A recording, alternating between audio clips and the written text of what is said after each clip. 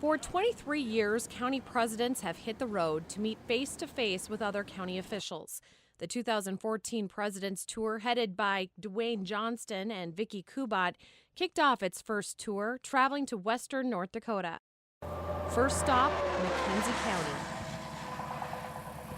Here, county employees are set up at the fairgrounds in mobile units while they wait for their courthouse addition and remodel.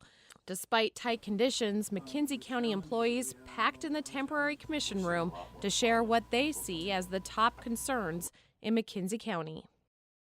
We have produced increased as much as the other four counties combined in the last 2 years. And it's 160,000, they're over us.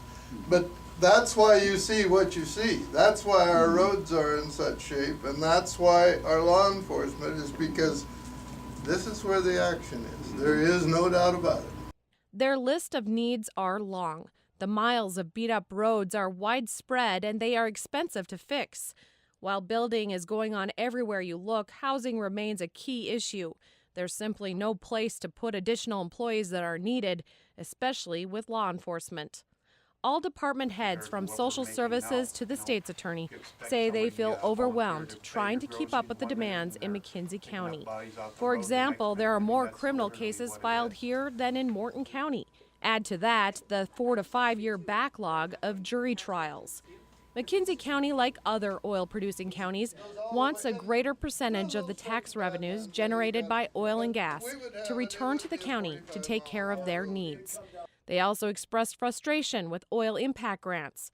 Commissioners say they need a stronger commitment so they can plan for multiple years. It's a request North Dakota Association of Counties Executive Director Mark Johnson understands. Because you can't do it all in 2 years, but a steady investment over 6 or 8 years that would get us somewhere. The state's got to pour some more money in here if we're going to survive this. Next, we headed to Golden Valley. Housing here is also the biggest issue the county is addressing, along with retaining employees, a common theme amongst the western counties. Golden Valley Sheriff Scott Steele says his 4 deputies are working hard to keep up with the increased demands. Calls for service are 125% higher so far this year compared to last year at this time. Roads are also an issue. While there is not a lot of oil activity going on in the county, commissioners say they are impacted. For example, all oil wells east of the Little Missouri River in Billings County can only be reached on Golden Valley County roads. Golden Valley officials also expressed deep concern with the shortage of services available for counseling and therapy in the area. It's a message reiterated in all western counties. The presidents got a quick tour of the Golden Valley Courthouse expansion. An elevator was added along with bathrooms on each floor to make the 1923 courthouse accessible. We rounded out our first day in Billings County, where again the lack of housing was the first issue mentioned. With nowhere to live, it's a struggle to recruit county employees. Billings County is working with other counties and cities to lessen some of the burden. It's a movement that is picking up momentum in other counties as well. Commissioners say they've had to prioritize their road projects due to the cost and great needs. They also support a new funding formula for oil counties. The traveling county crew took in the beautiful Billings County scenery and enjoyed the Medora musical. Day 2, up and at it on another busy road, Highway 22, where the presidents could see how widening and other safety enhancements have helped the flow of heavy trucks. 12,600 trucks a day go through Killdeer. We give great kudos to our driver, Jeff, for managing the stress and getting us to and from our visits safely. There are many similarities and issues between Dunn and McKenzie counties, the number 3 and number 1 oil-producing counties. The sheriff rattled off stats that caught everyone's attention. The number of calls his deputies respond to is on pace to double in 2014 from the previous year. Meth cases have increased 106%.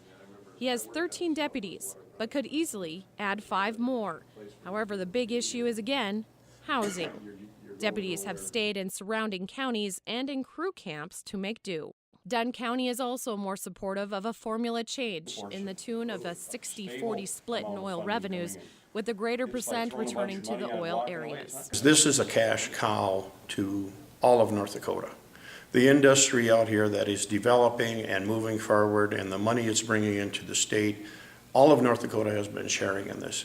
And it's come to a point in a time now after 8 years that we need to start taking care of this cash cow. We need to start making sure the roads, the housing, all of the other necessities, you know, every dollar is probably generating 5 or 6 other dollars already now in the state of North Dakota.